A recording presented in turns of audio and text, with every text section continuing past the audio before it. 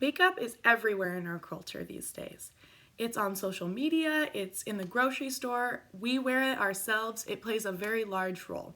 However, in the midst of the Second World War, you would think that it would not have played such a big role. There were much more pressing issues at hand. How would the Allies win? How many more people had to die before the war was over? How long would the war last? However, makeup did prove to play a large role in the history of World War II. Makeup boosted the morale of women at home taking care of their children while their husbands were gone, women working in factories, and men and women on the front lines of World War II.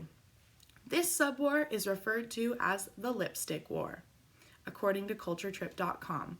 But why is this so important? Well, understanding things with such a large cultural significance is important. Makeup is a very big part of our culture these days, although it may seem like it's a superficial practice that just wastes time. But maybe if we can understand the history behind makeup, we can understand why it is so important to us now.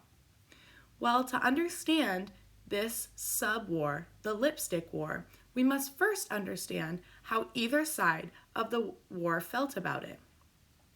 On the Nazi side of the war, they were very anti-makeup and anti-any cosmetic at all. This was because, ironically, Hitler was a vegetarian. And Hitler had a very, very strong opinion about lipstick in particular. He thought it was horrible. He thought it was very cruel to animals because it was made from animal waste back then. On the Allied side of the war, makeup was at the forefront of everyone's mind. For women in factories and men and women fighting, makeup was a big, big morale boost. An iconic example of this is Rosie the Riveter. Rosie the Riveter is an icon to many women and many young girls everywhere. But a lot of people don't know why Rosie the Riveter was created. Rosie the Riveter was created to give men an idea of the type of woman that they would come home to. A red-lipped, made-up, ready-to-fight woman. That is what everyone was telling men that they would come home to. And that is what they would come home to, because makeup was very important to women during that time. But why was it so important? Well, during these times, there were some very rigid gender roles. Women were used to staying home and cooking and taking care of the children and looking their best at all times. And men were to do the work, get dirty, and provide for their families. Well, this all changed during World War II. Women were forced to drop their aprons and put on their working clothes and head to the factories. But how would they keep their identities that they had before the war?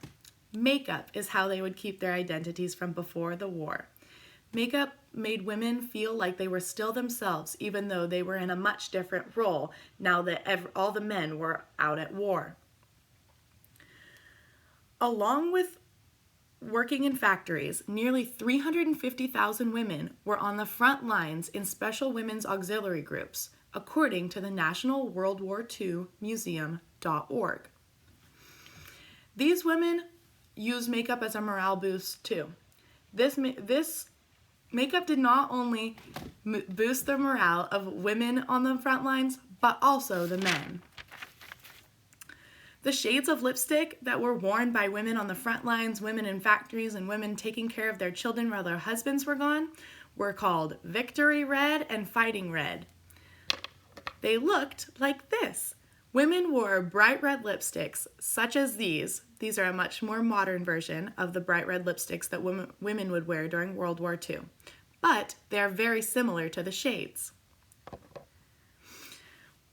But what about the women on the front lines? How would they get makeup? Well, Elizabeth Arden was a makeup producer, and she was called to create a special makeup kit for the women on the front lines. And this makeup kit would not be complete without the red lipstick that would match the red that was on their uniforms.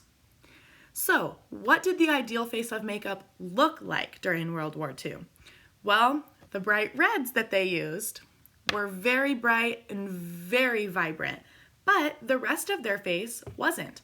Only light rouges and minimal mascara and thin eyebrows were used, but the red lipstick was their morale boost. Nowadays, there are many new makeup trends. Looking anywhere, we see makeup. We see different trends. We see red lips, we see blue lips, we see all these things. But what is the history of this makeup? Why is it so important to us? Well, the history of makeup in World War II makes makeup a very culturally significant item. And knowing the history of the makeup is very important because it helps us understand why makeup is so important to us. The outcome of World War II was the same outcome of the subwar, the Lipstick War. The Allied forces won in both. Women proved that makeup is not just a superficial practice, and it can be used to boost the spirits of both men and women.